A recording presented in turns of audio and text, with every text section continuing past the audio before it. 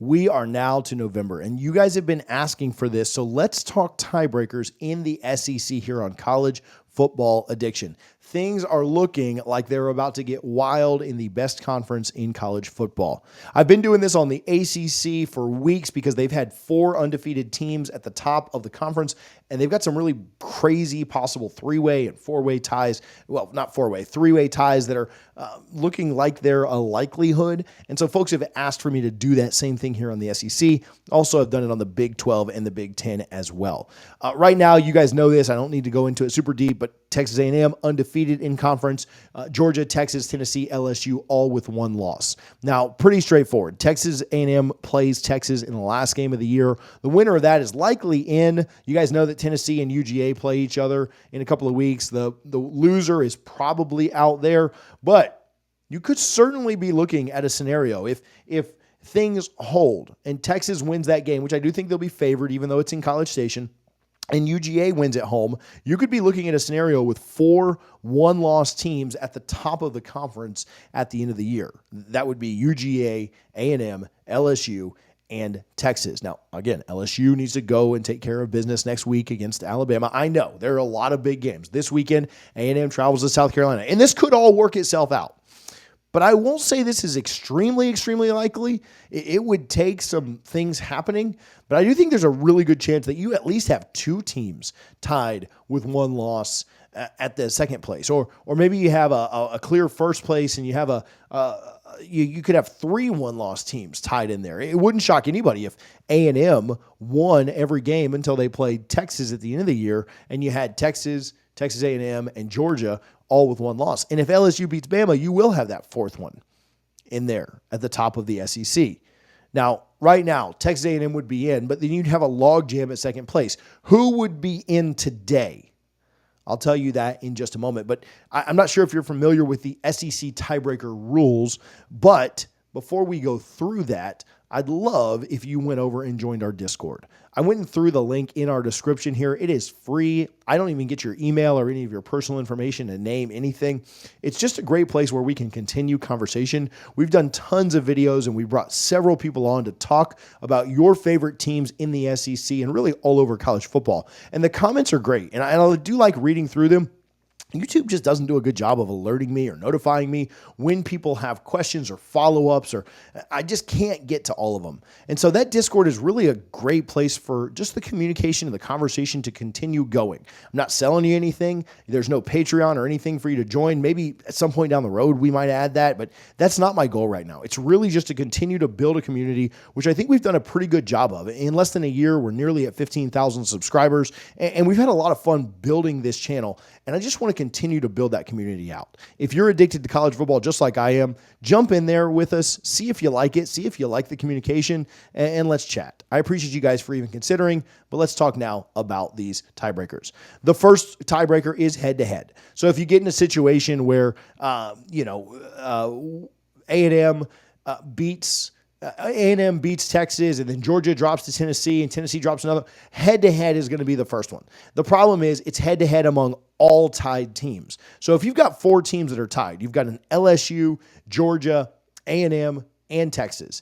Well, they didn't all play each other. So it doesn't matter if you play 3 of the teams or not.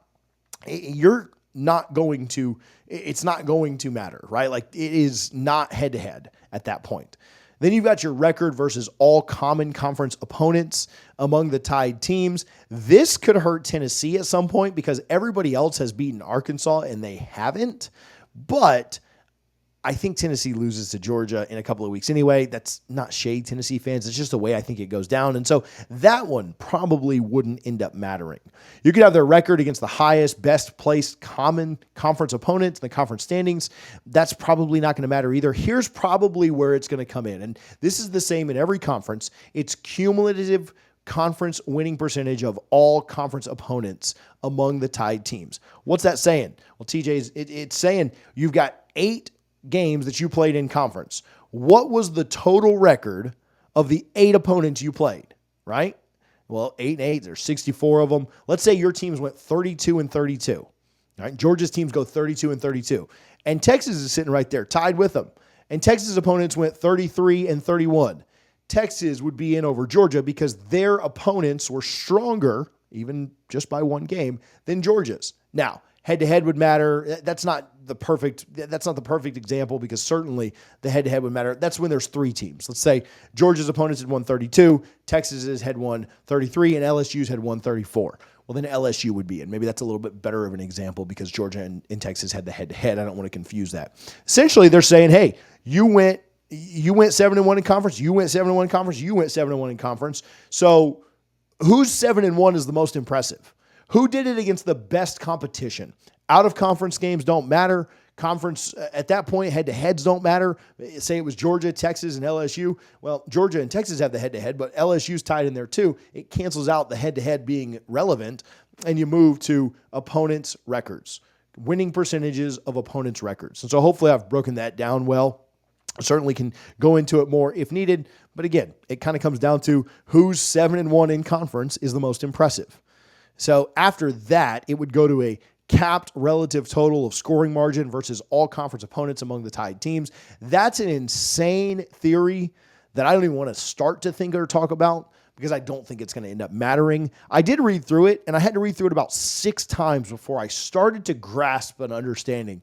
I would not be able to explain it on a YouTube channel. I'm just not that smart. I can be honest with you.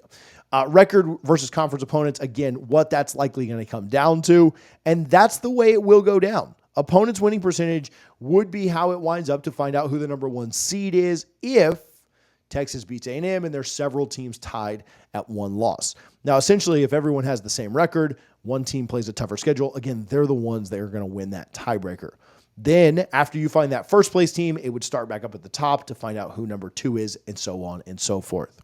Now, how crazy overall is this stuff going to get? Well, let's look at percentages. Texas is likely a favorite against A&M, but A&M is a favorite in their other 2 games. The winner of Tennessee and UGA is going to be around, and then you have LSU, who, if they beat Bama, you're realistically looking at a 3 or 4 team tie for the top of the conference. Not crazy to think that this happens. Now, if you're a fan of one of these teams, you essentially need to cheer for the teams that you play, the teams that are on your schedule, and against the other 4 teams in this scenario. If you're a fan of a team with 2 losses in the SEC, you just need to cheer for all hell to break loose so that the teams at the top can lose as many games as is physically possible. Now, on our ACC breakdowns, there's currently a 4-way tie at the top, and 3 of those teams could very well finish with a 3-way tie at the top of that conference. I do want to get into a cheering guide for you, and I want to show you that. But for remembrance, I do want you to know it's going to come down to opponents' winning percentages, and that's how we come up with some of this stuff. Not the rivalries, not the things you think you should cheer for or strength of schedule. We're doing this based on conference opponents' winning percentages. All right, right now, the Aggies' opponents, like Texas A&M's opponents' winning percentage is 44.44. They've not had a super tough road. Texas's are slightly better at 46.15. Tennessee's opponents right now 41.03. UGA's are currently the lowest. They're at 40.54. All of those, though, just within a 6%. Those could certainly change with about 3 games. There's a lot of games left to be played. However, LSU's right now are 54.05. They've got a huge lead, like 8 percentage points better than Texas is, and then 10 percentage points better than A&M's. And so if we had a 4-way tie today, Texas and LSU would be in the SEC championship game. However, there is a long way to go. So here's this week's cheering guide for the 5 teams at the top of the SEC. I'll tell you who to cheer for and why in each game that happens in the Southeastern Conference. Mississippi versus Arkansas. Now, A&M, Texas, and Tennessee all have Arky on the schedule. UGA plays Ole Miss, so they should cheer for them. The first 3, again, should cheer for Arkansas because that team was on their schedule. LSU should cheer for Ole Miss, even though they play both, because it hurts the other 3 teams. And so anytime you can hurt 3 teams as opposed to just 1, that helps your chances in the long run. Vandy against Auburn. A&M and UGA played Auburn. The other 3 play Vandy. That's pretty easy. You play, again, the team on your schedule. UF and UGA, this becomes even easier, and so does our next one. UGA wants to win. Everyone else should want them to pick up their second conference loss. A&M versus South Carolina, same thing here. The Aggies want to win, obviously, and everyone else should want them to pick up their first loss. Now, here's another one for you. Tennessee wants to win against Kentucky, and everyone else should want them to pick up their second loss, with an exception of maybe UGA. I could see an argument for wanting them to win and then UGA beating them in 2 weeks. Because this is all under the guise of conference winning percentage, Tennessee is on UGA's schedule, so that would maybe help them and maybe help their overall. They play both Tennessee and Kentucky, so that doesn't really matter. They're going to pick up one win and one loss after that game is played. But I could see the argument for wanting Tennessee to have another win. Even Tennessee losing this game, it doesn't really help UGA because that head-to-head is still going to matter overall. If they get their second loss, they're kind of out of it. So I do think it helps UGA if Tennessee wins, not necessarily on the tiebreaker side of things, but just overall, just the way that, we want better wins when we play people, that it would make sense for UGA to cheer for Tennessee under that respect.